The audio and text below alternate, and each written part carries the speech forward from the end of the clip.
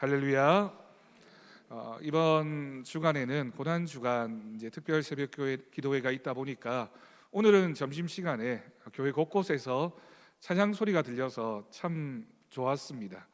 찬양 소리가 늘 이렇게 들려지는 교회가 되었으면 좋겠고, 또 이번 한 주간도 오늘 잘 하루를 잘 관리하셔서 내일부터 시작되어지는 특별 새벽 기도회에 우리 모두가 함께 할 수 있기를 간절히 바랍니다. 제가 리브가 여전도에 우리 회원들 볼 때마다 그런 생각이 듭니다. 한 가정에 젊었을 때 시집 와서 며느리로, 또 어머니로, 또 때로는 시어머니가 되어서 꿋꿋하게 어떤 풍파에도 흔들리지 않고 한 가정과 또 가족을 지켜가는 그 모습이 참 아름답다라는 생각을 합니다. 세상에 아름다운 꽃들이 참 많이 있지만 여러분, 깊은 가을에 피어나는 국화를 보면 얼마나 아름다운지 오늘 우리 리브가 예전도를 보면서 참 국화꽃 같이 예쁘다라는 생각을 했습니다. 제 마음뿐만이 아니라 하나님께서 우리 모든 예전도 회원들이 지금까지 주님의 몸된 교회를 지켜왔고 또 기도했으며 앞으로도 하나님 부르실 때까지 충성을 다해서 지켜가는 우리 리브가 예전도의 회원들 되기를 주님의 이름으로 축복합니다. 여러분, 우리가 살면서 똑같은 행동을 하더라도 어떠한 마음으로 하느냐, 누구와 함께 하느냐에 따라서 참 많이 다르다라는 것을 느낍니다. 그럼 사람이 세상에 태어나서 걸어다니는 길, 우리가 다녔던 길들, 차를 타든 아니면 어떤 교통수단을 이용하든 다 합치면 몇 킬로미터나 될까요? 과거의 교통수단이 그렇게 발달하지 않았을 때는 한평생 많이 돌아다니지도 않았겠지만 그렇게 돌아다녔던 거리가 별로 되지 않았을 것입니다. 하지만 요즘은 참 많이 변했습니다. 교통수단이 얼마나 많이 발달했는지 모릅니다. 여러분은 1년 동안 얼마나 많이 다니시는 것 같습니까? 제가 얘기를 들어보니까 어떤 분은 자동차 이렇게 1년 동안 타는 킬로미터 수가 2만 킬로, 3만 킬로가 훌쩍 넘는 분도 있다는 이야기를 듣습니다. 그런 분들은 정말 많이 다니시는 거죠. 아니, 그렇지 않다 하더라도 대부분의 우리가 1년 동안 차로든 걸음으로든 걸어 다니는 거리가 굉장히 길 거라고 생각이 듭니다. 우리의 삶 가운데 이렇게 이동한다, 그리고 어떤 곳을 간다라고 하는 건 어떤 목적이 있기 때문에 그곳으로 가는 것이겠죠. 오늘 본문을 보면 우리 주님께서 두루 다니셨다라고 하는 기록이 나옵니다. 사실 오늘 본문만이 아니라 복음서에 예수님의 모습을 표현하면서 우리 주님이 두루 다니셨다라는 표현들이 굉장히 여러 번 등장하는 것을 볼 수 있습니다. 본문 1절을 볼까요? 그 후에 예수께서 각 성과 마을에 두루 다니시며 하나님의 나라를 선포하시며 그 복음을 전하실 때 12제자가 함께 하였고 라고 표현하고 있습니다. 각 성과 각 마을에 두루 다니시는 예수님, 그 모습이 오늘 본문의 중심이 되는 내용입니다. 그럼 우리가 읽을 때는 한글 성경으로는 1절, 2절, 3절 세 절로 되어져 있지만 헬라어 성경 원문에는 보면 이 본문이 한 절 전체가 한 절로 되어져 있습니다. 그럼 그 중에 가장 핵심이 되는 동사, 우리가 영어 시간에 본동사, 주동사 이렇게 배웠던 것처럼 가장 중요한 동사를 하나 꼽으라고 한다면 그게 바로 두루 다니시며 라고 하는 표현입니다. 우리 예수님께서 참 많이 다니셨다라고 하는 뜻입니다. 예수님은 각 성과 촌을 두루 다니셨습니다. 때로는 사람들이 많이 모여있는 도시도 다니셨지만 한적한 시골에도 가시고 사람이 없을 것만 같은 광야나 또는 정말 척박한 땅에도 가셔서 하나님 나라를 선포하셨습니다. 이방인의 마을로도 가셨고 사마리아 땅에도 가셨고 때로는 두로나 시돈 지방으로도 가셨고 갈릴리의 여러 지역을 다니셨고 예루살렘에도 여러 번 방문하시면서 하나님 나라를 선포하십니다. 예수님이 무엇을 하기 위해 두루 다니셨을까요? 주님께서 두루 다니신 이유를 오늘 본문에 우리가 뒷부분에서 찾아볼 수 있습니다. 하나님의 나라를 선포하시며 그 복음을 전하셨다라고 하는 표현입니다. 여러분, 우리 주님께서 두루 다니신 것은 하나님 나라를 선포하기 위해서입니다. 하나님 나라를 선포하셨다라고 하는 것이 어떤 의미일까요? 하나님의 나라를 선포하셨다라고 하는 것은 하나님께서 이 땅을 통치하신다, 하나님이 우리의 왕이 되셔야 한다라고 하는 것을 선포하셨다라고 하는 겁니다. 여러분, 우리가 하나님의 나라라고 하면 겉으로 보이는 그럴듯한 왕이 있고 국민들이 많고 군사력이 굉장히 강하고 국토가 넓고 이런 나라의 개념이 아니라 하나님이 각 사람 각 사람의 영혼과 마음을 통치하시는 나라, 그 사람 마음 중심에 성령님이 함께 계셔서 그 믿음으로 하나님을 따라 살기로 결단하는 제자의 모습이 바로 하나님의 나라의 원형이라고 할 수 있겠습니다. 주님께서는 우리 인생 가운데 정말 필요한 것, 제일 필요한 것이 하나님의 나라라는 것을 아셨기 때문입니다. 이런 복음서에는 우리 주님께서 참 많은 곳을 다니시면서 병을 고치신 모습을 보게 됩니다. 병을 고치신 예수님, 귀신을 내쫓으신 예수님. 그런데 여러분, 그것이 주님의 많은 사역 가운데 하나였고 중요한 부분이긴 했지만 주님이 그것을 위해 오신 것만은 아닙니다. 왜 그걸 알 수 있냐면, 그렇게 병 고침을, 그 은혜를 입었던 사람들이 그 이후에 병이 안 걸린 것이 아니라 또 다른 질병에 걸리기도 하고, 귀신 들렸던 사람이 고침을 받았지만 그 이후에 여러 가지 고통이나 여러 가지 상황들을 맞이하기도 했습니다. 때로는 예수님께서 죽은 사람도 살려주셨지만 그렇게 그 사람이 영원히 산 것이 아니라 얼마 지나지 않아 하나님이 부르셨을 때 다시 하나님의 품에 안기기도 했습니다.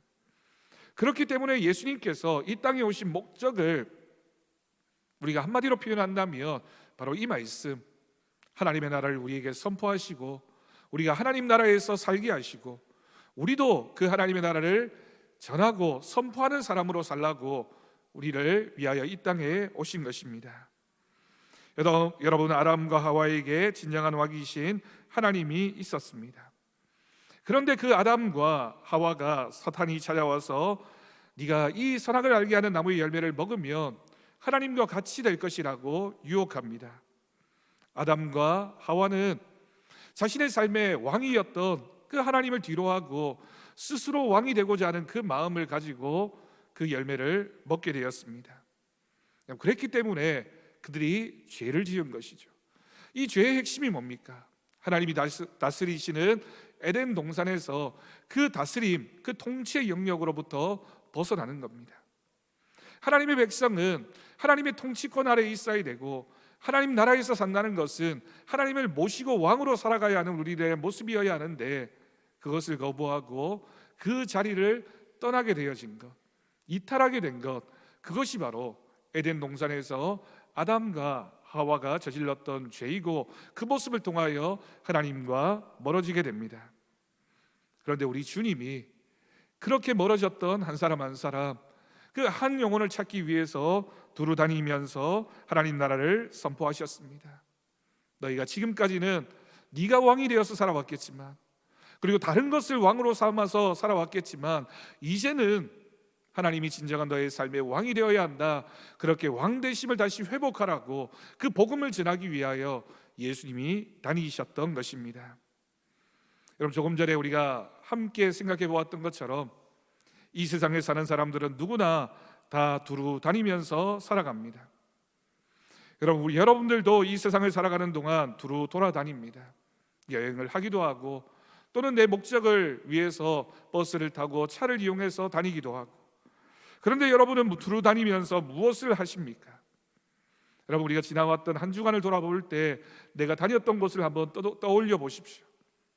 또 그 다녔던 곳, 그 목적이 무엇이었는지도 한번 생각해 보십시오. 여러분, 재미나게 구약 성경 잠언을 보면 두루 다니면서 사람들이 어떤 행동을 하는가에 대해서 표현하고 있는 말씀이 있습니다.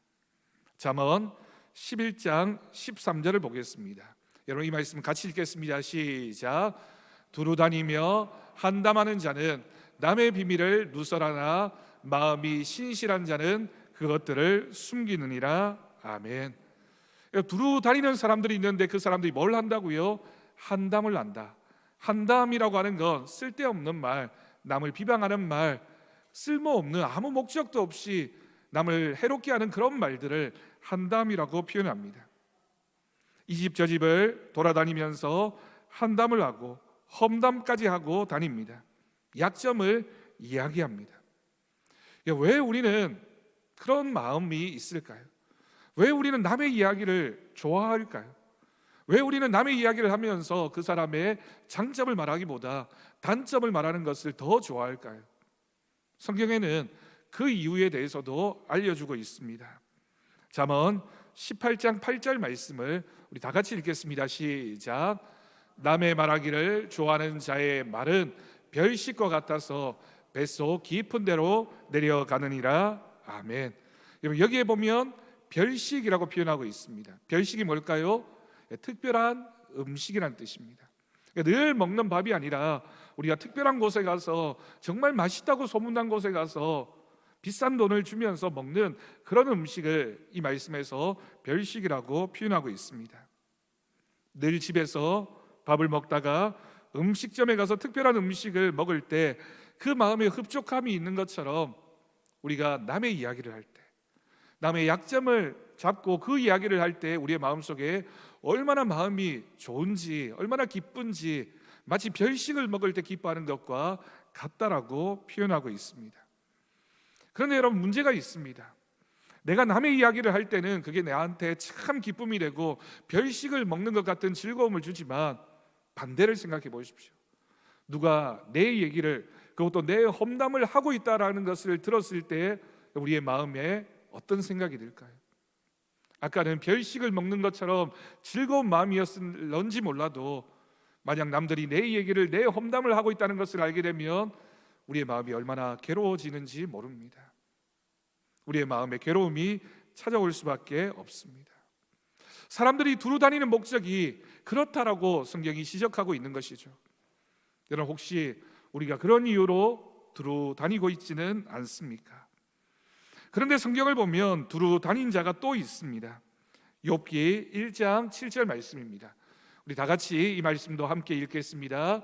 여호와께서 사탄에게 이르시되 네가 어디서 왔느냐? 사탄이 여호와께 대답하여 이르되 땅을 두루 돌아 여기저기 다녀왔나이다. 아멘. 두루 다니는 자가 누구라고요? 또 사탄이라고 표현하고 있습니다. 우리 주님도 두루 돌아다니시지만 사탄도 두루 다닙니다. 그러면 사탄은 왜 두루 돌아다닐까요? 두루 돌아다니는 목적이 무엇일까요? 베드로전서 5장 8절을 보면 사탄이 돌아다니는 그 이유에 대해서도 설명하고 있습니다. 같이 읽겠습니다. 근신하라, 깨어라. 너희 대적 마귀가 우는 사자같이 두루 다니며 삼킬 자를 찾나니. 아멘. 사탄이 왜 두루 돌아다닌다고요? 삼킬 자를 찾기 위해서, 유혹하고 넘어뜨려서 그 영혼을 빼앗기 위해서 사탄이 두루 돌아다니고 있다라고 표현하고 있습니다. 여러분, 이것처럼 주님도 두루 돌아다니시지만 사탄도 두루 돌아다니면서 다른 목적으로, 다른 이유로 그 일에 대해서 열심을 내고 있다라고 하는 뜻입니다. 우리 주님은 죄에 매인 사람들, 사망을 향해 달려가고 있는 죄인들을 용서하고 구원하기 위해서 돌아다니시고 계시다면 사탄은 반대로 한 영혼이라도 미혹해서 넘어뜨리려고, 그 영혼을 하나님의 품으로부터 빼앗으려고 돌아다니고 있는 존재가 있다라고 하는 뜻입니다. 다시 한번 생각해 봅니다. 우리는 왜 두루 돌아다니고 있습니까? 우리는 예수님의 모습을 닮아서 다니고 있습니까? 아니면 사탄의 목적을 닮아서 다니고 있습니까? 우리가 예수님의 제자라면, 그리고 하나님으로부터 생명을 구원받은 사람이라면, 오늘 헌신 예배를 드리고 있는 우리 리브가 여전도의 회원 여러분, 우리가 주님을 닮은 사람이라면 우리가 두루 돌아다니는 목적은 예수님과 동일해야 할 줄로 믿습니다. 그런데 여러분, 주님이 두루 다니면서 누구와 함께 하셨습니까? 오늘 본문 1절을 마지막 부분을 보면 12제자와 함께 하였고 라고 기록되어져 있습니다. 누가 주님과 함께 다녔다고요? 12제자가 주님과 함께 다녔습니다. 예수님께서 12제자를 데리고 다니신 이유가 있습니다. 제자들에게 모범이 되기 위해서였습니다. 주님은 제자들이 두루 다니면서 함께 다니시면서 제자들이 자신의 모습을 보기를 원하셨고, 내가 뭘 하고 어디에 열중하고 있는지, 무슨 일에 열심을 내고 있는지 너희가 보라고 제자들을 데리고 다니신 것입니다. 제자들은 정말 3년 동안이나 예수님이 무슨 일을 하시는지, 예수님이 가시는 곳에 어떤 역사가 나타나는지 그 모습을 보고 다녔습니다. 제자들은 주님과 함께 다니면서 주님의 모습을 배웠습니다. 그리고 그 이후에 우리가 두루 다니게 될 때 내가 뭘 해야 하는지 주님의 모습을 통해서 배웠던 것입니다. 여러분, 그 12제자들, 그 제자들의 모습과 우리의 모습이 동일합니다. 우리가 하나님 앞에 예배드리면서 말씀을 통해서 또는 예수님의 모습을 우리가 함께 나누면서 우리가 주님과 함께 다니는 경험을 하게 됩니다. 주님이 어디에 마음을 두고 계시는지, 주님이 뭘 귀하게 여기시는지, 주님이 어떤 일에 가장 기뻐하시는지를 우리가 보면서 주님의 제자로서 주님의 모습을 닮아가야 할 것입니다. 여러분, 제자들은 우리와 비슷한 사람들이었습니다. 주님의 모습을 보고 배우기도 했지만 늘 서로 자기 주장을 했고 하나님 나라를 선포하기보다는 때로는 자기 이익을 추구하기도 했습니다. 예수님은 십자가를 지러 가시는데 우리가 더 높은 자리에 올라야지, 그런 마음으로 시기 질투하고 갈등하기도 했습니다. 하지만 그랬던 제자들도 주님과 함께 다니면서 조금씩 주님의 모습을 배우고 조금씩 변화되어져 갔습니다. 이 제자들의 모습의 변화를 우리는 사도행전에서 찾아볼 수 있습니다. 주님의 제자 베드로 역시 두루 다녔습니다. 베드로는 무엇을 위해서 두루 다녔는지 우리 사도행전 9장 32절 33절 말씀을 다시 한번 우리 다 같이 읽겠습니다. 그때에 베드로가 사방으로 두루 다니다가 룻다에 사는 성도들에게도 내려갔더니 거기서 애니아라 하는 사람을 만나매 그는 중풍병으로 침상 위에 누운 지 8해라. 아멘. 베드로가 아무 목적 없이 두루 다닌 것이 아닙니다. 마귀처럼 삼킬자를 찾기 위해서 두루 다닌 것이 아닙니다. 그가 주님과 함께 다니면서 주님이 무슨 일을 하셨는지를 배우면서 그가 성령 충만해졌을 때 나도 주님처럼 그 모습을 닮아야지, 그렇게 고백했고 베드로도 주님과 같은 목적으로 두루 다녔던 것입니다. 가는 곳마다 약한 성도들을 위로하고 힘든 성도들을 세워주었고 격려했으며 주님의 생명을 가져다주는 복음을 전했고 병든 자를 위해 기도하고 회복시켜주기 위해서 두루 다녔던 것입니다. 이런 베드로가 그렇게 했던 그 모습, 사도행전의 이야기를 우리가 함께 읽으면서 우리도 베드로처럼, 그리고 제자들처럼, 우리도 사도 바울처럼 주님의 복음을 전하는 일에 온 마음을 다하고 그런 목적을 가지고 많은 사람들을 만나는 우리 모두가 될 수 있기를 간절히 바랍니다. 여러분, 그렇기 때문에 우리가 두루 다닐 때 누구와 함께 하느냐가 중요합니다. 여러분, 우리가 인생길을 걸어갈 때 함께 걸어가는 그 사람을 가리켜서 동반자라고 부릅니다. 가장 직접적으로는 우리 곁에 있는 배우자가 우리의 동반자이겠죠. 그 외에도 여러 동반자들이 있습니다. 때로는 스승과 제자가 동반자가 되기도 하고 함께 공부하고 함께 생활하는 친구가 동반자가 되기도 하고, 그럼 또한 우리 교회에서는 우리가 서로에게 믿음의 동반자의 역할을 감당하게 됩니다. 우리 리브가 여전도의 회원들은 서로에게 동반자입니다. 우리가 함께 하나님이 주신 목적을 향해서 손을 잡고 함께 나아가는, 두루 다니는 믿음의 동반자들입니다. 늘 주님과 동행하는 사람은 주님으로부터 복음을 전하는 것을 배웁니다. 주님이 뭘 기뻐하시는지, 내가 그렇게 살아가는 것처럼 나보다 조금이라도 앞서 있는 선배의 모습을 보면서 또 때로는 함께 걸어가고 있는 우리 지체들을 격려하면서 우리가 주님의 모습을 닮은 그런 믿음의 동반자로서 함께하고 있음을 믿습니다. 주님과 함께한 제자들은 훗날 두루 다니면서 복음을 전하고 약한 성도들을 굳세게 세웠습니다. 그래서 누가는 주님이 두루 다니시면서 12제자가 함께했다, 이 표현을 언급하면서 그렇게 함께 다녔던 12제자가 나중에 주님의 복음을 전하는 사람으로 세움받았고 그들이 복음을 전하기 위하여 여러 곳을 다닐 때 성령님께서 그들과 함께 하셨다라고 하는 이야기를 사도행전을 통해서 기록하고 있는 줄 믿습니다. 여러분, 우리 주변에 어떤 사람들이 있습니까? 우리는 누구와 함께 우리의 인생길을 걸어가고 있습니까? 늘 불평하는 사람과 함께 다니다 보면 그 불평이 전염되는 것을 느낄 때가 있습니다. 내 곁에 감사하는 사람, 항상 전도하는 사람, 경건한 사람과 함께 하다 보면 그 사람들을 통해서 나도 그 모습을 배우게 됩니다. 우리는 서로에게 그런 사람이어야 합니다. 내가 주님을 사랑하는 모습을, 내 곁에 있는 사람이 그 모습을 보고 주님을 더 사랑할 수 있도록, 그리고 나도 그 모습을 보면서 내가 더 주님을 사랑해야지, 내가 주님의 복음을 전해야지, 더 헌신하고 주님의 몸된 교회를 섬겨야지, 찬양하는 모습, 봉사하는 모습, 헌신하는 모습을 보면서 나도 그렇게 해야지라고 서로에게 믿음의 격려를 할 수 있다면 얼마나 아름다운 관계인지 모릅니다. 사랑하는 우리 리브가 예전대 회원 여러분, 그리고 우리 더사랑교회 성도 여러분, 우리가 주님과 함께 동행할 수 있기를 바랍니다. 우리가 혼자서 걸어가야 할 길도 있지만 주님과 함께라면 우리가 가지 못하는 곳이 없으며, 우리가 주님과 함께라면 우리는 결코 멈추지 않고 복음의 길을 걸어가게 될 것입니다. 근데 여러분, 오늘 본문을 보면 주님이 두루 다니실 때 12제자 말고도 함께한 사람들이 있었습니다. 그 이름들이 오늘 본문의 마지막 부분에 3절에 기록되어집니다. 바로 여자 성도들입니다. 그런데 여러분, 참 특별하게도 누가가 예수님의 12제자에 대해서는 12제자가 주님과 함께했다 이름을 밝히고 있지 않은데 반면에, 하지만 여자 성도들에 대해서는 좀 더 자세하게 기록하고 있습니다. 여러분, 여기에는 분명한 이유가 있습니다. 주님이 두루 다니실 때 7 귀신이 나간 자 막달라인이라고 하는 마리아와 헤롯의 청지기 구사의 아내 요한나와 수산나가 다른 여자가 함께했다라고 말씀합니다. 여러분, 이 여인들의 이름, 이 여인들이 어떤 사람이었는지를 여러분 생각해 보십시오.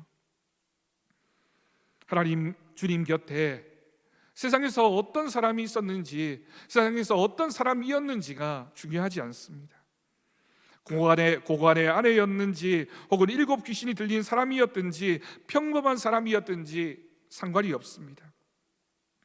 그들은 한 마음이 되었고 주님 곁에서 서로 동력하면서 주님의 일에 헌신하고 참여하는 믿음의 역할을 감당했던 것입니다. 여러분, 이 모습은 오늘날 교회에서 우리가 가져야 할 너무나 중요한 자세를 보여주고 있습니다. 헤롯의 청지기의 아내와 같은 높은 위치에 있다 할지라도 여러분, 우리가 교만할 이유가 없습니다. 귀신 들렸던 막달라 마리아라 해서 기가 죽어서 주님과 동행하지 못할 그런 사람이지도 않습니다. 우리의 과거의 모습 또는 현재의 모습, 내가 어떤 지위에 있느냐, 내가 얼마나 많이 가졌느냐, 배웠느냐, 그것이 중요한 것이 아니라 그들이 주님과 함께 했다라고 하는 것이 중요합니다.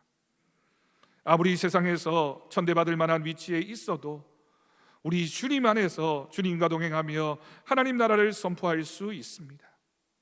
지위의 높고 낮음, 지식의 많고 적음, 나이가 많고 적음에 상관없이 우리가 하나님 나라의 복음을 전하는 사람이 된다면 우리는 함께 동력자가 될 수 있고, 그 모습을 통하여 두루 다니며 하나님 나라를 선포하는 일에 우리 모두가 열심을 다하게 될 것을 믿습니다.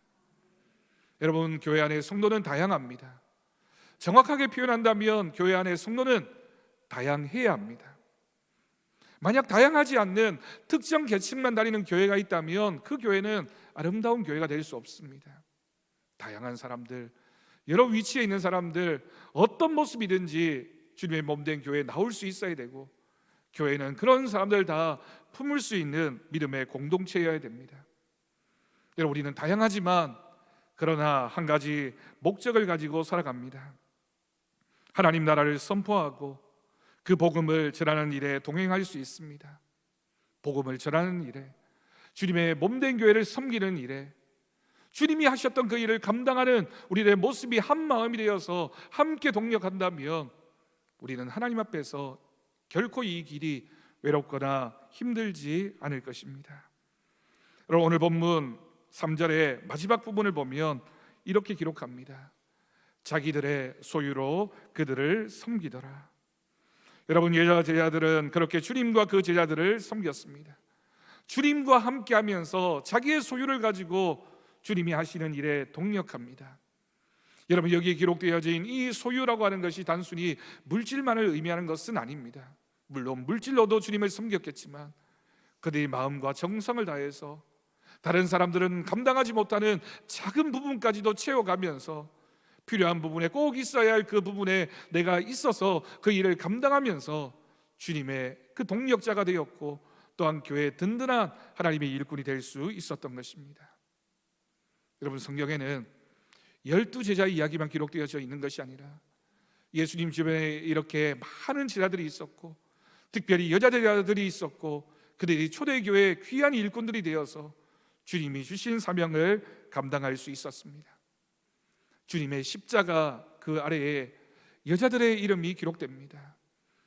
나머지 제자들은 뿔뿔이 흩어져 갔지만 주님을 사랑했던 제자들, 주님이 하시는 일에 끝까지 함께하고자 했던 그 여자 제자들은 십자가를 바라보면서 주님의 그 죽음을 목격하면서 부활의 첫 증인이 되어서 주님 주신 사명을 감당했음을 믿습니다.